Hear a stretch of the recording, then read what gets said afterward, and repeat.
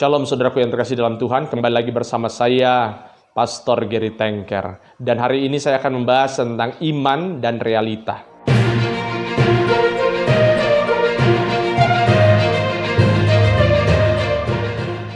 Kenapa tema ini begitu unik, saudara? Karena kalau kita mau jujur, sebagai orang Kristen, ada banyak masa-masa di mana kita berdoa sama Tuhan, ternyata apa yang kita doakan berbeda dengan kenyataan yang terjadi. Banyak dari kita yang beriman akan sesuatu yang kita doakan, tapi itu ternyata tidak menjadi kenyataan. Dan kalau kita mau jujur, banyak orang Kristen ketika doa mereka tidak dijawab, apa yang mereka percayai tidak sesuai dengan kenyataan. Banyak orang Kristen yang pada akhirnya mundur, banyak orang Kristen yang pada akhirnya gagal imannya. Mereka meninggalkan Yesus karena mungkin mereka berkata dalam hati, loh katanya kalau percaya Yesus nanti diselamatkan dan kita memiliki hidup yang penuh berkat. Katanya kalau kita percaya pada Yesus nanti ya kita berkelimpahan. Tapi itu pada kenyataannya hutang juga masih menumpuk. Nah pertanyaannya kenapa bisa begitu, saudara? Dan ini bukan hanya fenomena yang ada dalam dunia kekristenan saat ini saja, saudara. Tapi ini memang sudah ada sejak lama. Bahkan orang selevel Petrus pun pernah mengalami hal yang demikian. Kalau saudara baca dalam Matius pasal yang ke-26 ayat yang ke-31, itu perikopnya Petrus akan menyangkal Yesus. Kita mulai dari ayat yang ke-30 dulu. Sesudah menyanyikan nyanyian pujian, pergilah Yesus dan murid-muridnya ke Bukit Zaitun. Ayat yang ke-31. Maka berkatalah Yesus kepada mereka, malam ini kamu semua akan tergoncang imanmu karena aku. Sebab ada tertulis, aku akan membunuh gembala dan kawanan domba itu akan tercerai-berai. Maksudnya Yesus memperingatkan kepada murid-muridnya, hati-hati, imanmu nanti akan tergoncang karena aku nanti akan ditangkap. Aku akan disiksa. Maka ayat 32. Akan tetapi sesudah aku bangkit, aku akan mendahului kamu Galilea. 33. Saudara perhatikan apa jawab Petrus. Petrus menjawab Yesus, biarpun mereka semua tergoncang imannya karena engkau, aku sekali-kali tidak. Yang lain Tuhan, mereka mungkin akan tergoncang imannya. Ke-11 murid yang lain akan tergoncang imannya. Tapi kata Petrus, aku tidak. Ayat 34. Yesus berkata kepada Petrus, aku berkata kepadamu sesungguhnya malam ini sebelum ayam berkokok engkau telah menyangkal aku 3 kali. Ayat 35 disangkal lagi sama Petrus. Kata Petrus kepada Yesus, sekalipun aku harus mati bersama-sama engkau, aku tak akan menyangkal engkau. Semua murid yang lain pun berkata demikian. Artinya bukan hanya Petrus yang ngomong aku tidak akan menyangkal engkau, tapi murid yang lain juga begitu. Tapi saudara pasti sudah tahu kisah berikutnya, bahwa Petrus tuh pada akhirnya menyangkal Yesus. Dan kenapa bisa begitu? Kenapa bisa Petrus, murid yang dekat dengan Yesus, dia berkata, aku beriman, aku percaya. Tapi begitu menghadapi tantangan dalam imannya, dia undur. Dan ini sebetulnya yang terjadi juga dalam kehidupan banyak orang Kristen. Di gereja kita berkata bahwa Yesus satu saja Tuhan dan Juru Selamat. Aku percaya Yesus menyelamatkan. Sambil kita nyanyi, pertolonganmu begitu ajaib. Ya kan? Kau telah memikat hatiku. Tapi begitu ada tantangan, ada masalah, toh kita kabur juga. Toh imannya lemah. Kita berkata mulutku penuh dengan pujian kepadamu ya Yesus Tuhan. Tapi begitu ada masalah, mulut mengeluh juga.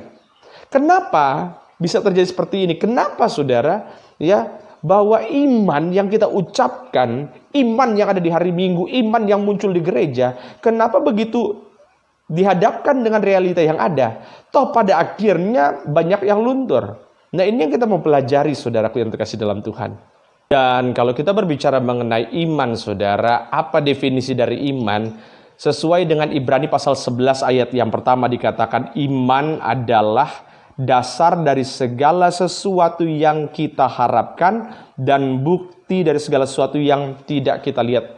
Bahasa sederhananya adalah iman itu adalah percaya kepada apa yang tidak kita lihat. Itu namanya iman. Sehingga dalam Alkitab sendiri, kalau kita berbicara mengenai iman, iman itu ada 2 kategori. Yang pertama, iman yang berhubungan dengan keselamatan. Ya saudara, Apa itu iman yang berhubungan dengan keselamatan? Contohnya saudara boleh buka dalam Yohanes pasal yang ke-14 ayat yang pertama.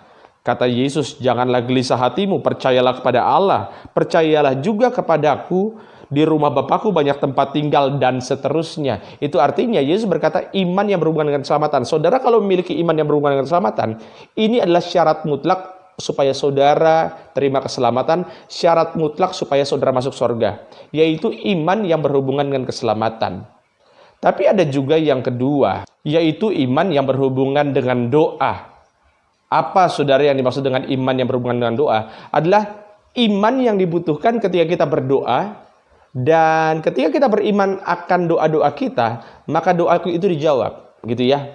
Jadi iman yang berhubungan sama doa. Contoh, saudara boleh buka dalam Matius 15 ayat 28. Itu ada kisah tentang seorang perempuan Kanaan. Ya saudara pasti sudah tahu bahwa dia minta doa supaya anaknya disembuhkan karena anaknya kerasukan setan. Ayat 28. Tetapi Yesus menjawab dan berkata, hai ibu, besar imanmu, maka jadilah kepadamu seperti yang kau kehendaki. Nah ini bukan berbicara mengenai iman yang berhubungan sama keselamatan. Ini berbicara mengenai iman dari doa perempuan itu. Ketika perempuan ini berdoa dan doanya itu dia memiliki iman, dia percaya bahwa apa yang dia doakan dia dapatkan, itu pun disebut dengan iman. Tapi itu iman yang berhubungan sama doa. Saya ulang, jadi iman itu ada yang berhubungan dengan keselamatan, tapi ada juga iman yang berhubungan dengan doa. Dan dua ini Bapak Ibu, walaupun memang berhubungan, tapi dua hal ini adalah dua hal yang berbeda. Antara iman keselamatan dengan iman doa. Saya ambil contoh. Kalau misalnya ada orang, tiba-tiba dia berdoa, tapi doanya setengah percaya, setengah enggak. Dia doa, Tuhan berikan saya mau punya kendaraan yang baru. Lalu akhirnya dia tidak dapat jawabannya. Artinya dia tidak, Tuhan berikan kendaraan yang baru. Lalu ada temannya bilang begini, kamu sih nggak beriman. Saudara, begitu ada temannya yang bilang kamu nggak beriman, itu bukan berarti dia nggak beriman pada Yesus, tapi dia nggak beriman akan apa yang didoakan. Saudara nangkep ya.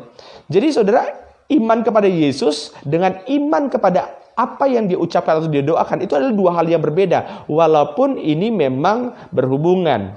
Begitu. Jadi saudara, kita harus mengerti ini dulu, bahwa setiap orang yang selamat, maka dia harus punya iman yang disebut iman yang berhubungan dengan keselamatan atau iman yang menyelamatkan. Tapi begitu dia berdoa, dia tidak hanya butuh iman yang menyelamatkan, dia juga butuh iman yang berkuasa. Ya. Oke.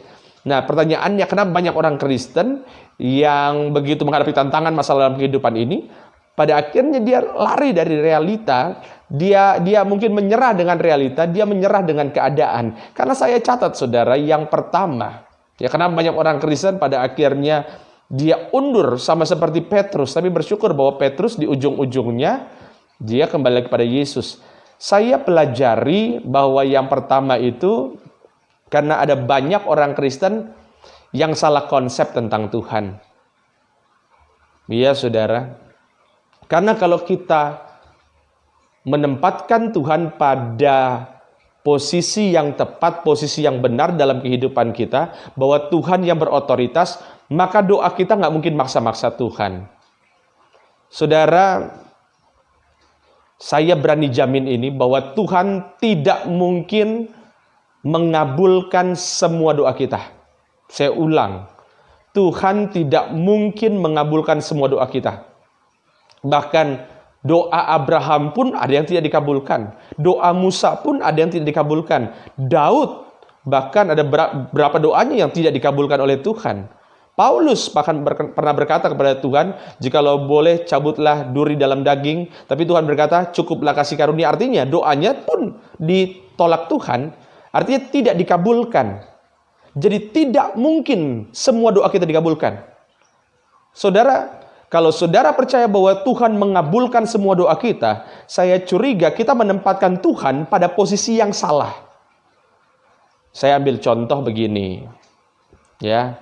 Kalau kita punya ayah atau punya ibu, punya orang tua, kita minta sesuatu kan nggak semua dikabulkan. Dan tentu saja alasannya pasti ada. Salah satunya untuk kebaikan kita. Tapi satu hal yang pasti, doa kita pasti dijawab Tuhan. Saya ulang, doa kita itu pasti dijawab Tuhan. Tapi tidak mungkin semua doa kita dikabulkan Tuhan. Karena dikabulkan itu artinya semua dipenuhi. Kalau dijawab, saudara, ya doa kita dijawab Tuhan. Tapi jawaban doa itu, dari Tuhan itu kan bisa iya, bisa tidak, bisa tunggu. Iya kan? Jadi saudara, kita ini jangan tempatkan Tuhan pada posisi yang salah. Kalau kita menganggap Tuhan mengabulkan semua doa kita, lah pertanyaannya, saudara, kita menempatkan Tuhan pada posisi apa? Saya curiga kalau saudara doa, setiap doa saudara dikabulkan, saya curiga saudara bukan berdoa sama Tuhan. Saya curiga saudara itu berdoanya sama dukun. Iya, karena Tuhan tidak mungkin mengabulkan doa kita 100%, nggak mungkin. Dan saya jamin itu. Yang kedua, mengapa banyak dari kita yang pada akhirnya ketika menghadapi tantangan, masalah, undur dari imannya. Yang kedua itu karena kita ini lebih sering baca ayat Alkitab, kita membesar-besarkan ayat Alkitab yang menyenangkan hati, menyenangkan telinga, tapi seakan-akan kita menutup mata terhadap ayat-ayat yang tidak enak dibaca, tidak enak didengar. Ya saudara, saya ambil contoh. Saudara tahu bahwa Alkitab juga mengharuskan setiap orang itu untuk pikul salib, betul ya? Tapi jarang sekali dari kita yang senang untuk ucapkan pikul salib, pikul salib. Kita lebih senang mengucapkan, buat status di Facebook, Tuhan pasti berkati, Tuhan pasti buka jalan, Tuhan pasti menolong. Dan itu betul, itu amin. Tidak ada yang salah dengan Tuhan menolong. Saya yakin 100% itu benar. Tapi kita juga tidak boleh menutup mata bahwa ada perintah-perintah dalam Alkitab yang mengatakan pikulah salib. Bahkan kalau saudara lihat dalam 1 Petrus 4 ayat yang ke-16. 1 Petrus 4 ayat yang ke-16. Dikatakan, tetapi jika ia menderita sebagai orang Kristen, ini yang ngomong Petrus. Saudara tahu bahwa surat 1 Petrus itu ditulis justru ketika orang-orang Kristen itu ditangkap sama orang Roma, kemudian digantung, kemudian dibakar. Makanya ayat 12 dikatakan, janganlah kamu heran akan nyala api siksaan. Karena memang waktu itu orang Kristen itu benar-benar disiksa dengan cara dibakar. Lah ini saudara kenyataan. Mereka beriman, Petrus beriman. Tapi toh ada masalah, tantangan yang terjadi. Iya kan? Saya nggak tahu kenapa saudara, ada banyak sekali orang yang sepertinya anti mengkhotbahkan tentang ayat-ayat yang dimana kita harus pikul tanggung jawab. Ya, mungkin baru-baru waktu saat virus corona merebak, baru orang mulai bahas tentang masalah. Iya, karena ini kenyataan. Banyak sekali orang yang tidak mau, seakan-akan anti dengan ayat-ayat seperti itu. Ya, kalaupun dibahas, ujung-ujungnya adalah Tuhan pasti buka jalan. Jadi saudara, kita ini juga harus seimbang. Ya, Tuhan menolong, tapi kita juga harus sadar kita ini sebagai Kristen punya tanggung jawab. Nah, itu yang kedua. Yang ketiga, kenapa banyak orang Kristen yang saya temui pada akhirnya gagal, pada akhirnya kalah dengan realita. Yang ketiga, karena fokus utamanya salah. Fokus utamanya salah. Kenapa saya bilang fokus utamanya salah? Jangan-jangan selama ini dia datang pada Yesus, memang yang dia cari itu adalah berkatnya, bukan Yesusnya. Makanya saudara, saya pernah dimarahin sama salah satu orang jemaat, karena begitu saya doakan, ternyata doanya nggak dijawab. Ya, bukan nggak dijawab, tapi tidak dikabulkan Tuhan. Lalu dia marah. Saya bilang, ya Bapak mungkin berarti fokusnya selama ini bukan sama Yesus. Ya, lalu dia katakan, saya fokus sama Yesus. Saya kasih perpuluhan, saya kasih. Saudara, apa yang terkasih dalam Tuhan? Fokus pada Yesus itu maksudnya kita datang pada Yesus dan serahkan otoritasnya sama Tuhan. Tuhan mau jawab, mau nggak jawab, itu artinya kita berserah pada otoritas Tuhan. Saudara, untuk beriman ketika doa kita dijawab, semua orang bisa loh. tapi tetap beriman ketika ternyata jawaban doa dari Tuhan beda dengan apa yang kita harapkan, namun kita tetap beriman, iman kita tidak goyah. Itu yang hebat. Itu sebabnya saudara, ketika kita berbicara mengenai iman, iman ini memang kadang-kadang seringkali dipertentangkan dengan kenyataan, dengan realita, tapi pada akhirnya banyak orang Kristen yang gugur, orang Kristen yang gagal. Kenapa? Karena memang jangan-jangan selama ini konsep mereka salah. Gitu ya. Dan saya simpulkan, bukan Yesusnya yang tidak mau menolong kita. Cuma kadang-kadang kitanya yang salah konsep. Realita itu tidak bertentangan dengan iman kita. Cuma kadang-kadang kita mau beriman hanya pada satu ayat-ayat tertentu yang kita anggap sebagai ayat-ayat menyenangkan. Padahal kalau kita paham kekristenan ini berbicara mengenai hal yang menyeluruh. Ada memang ayat-ayat yang berkata Tuhan menolong, tapi ada ayat-ayat yang berkata bahwa kita harus pikul tanggung jawab kita. Dan saya berdoa buat setiap saudara supaya terus bertumbuh dalam iman. Dan mari tundukkan kepala, ikuti doa saya. Kami bersyukur Tuhan Yesus, jikalau Tuhan boleh jamah hati setiap kami. Biarlah hati ini ya Tuhan, semakin hari semakin bertumbuh dalam kebenaran, dalam terang firman-Mu. Dalam nama Tuhan Yesus, haleluya. Amin.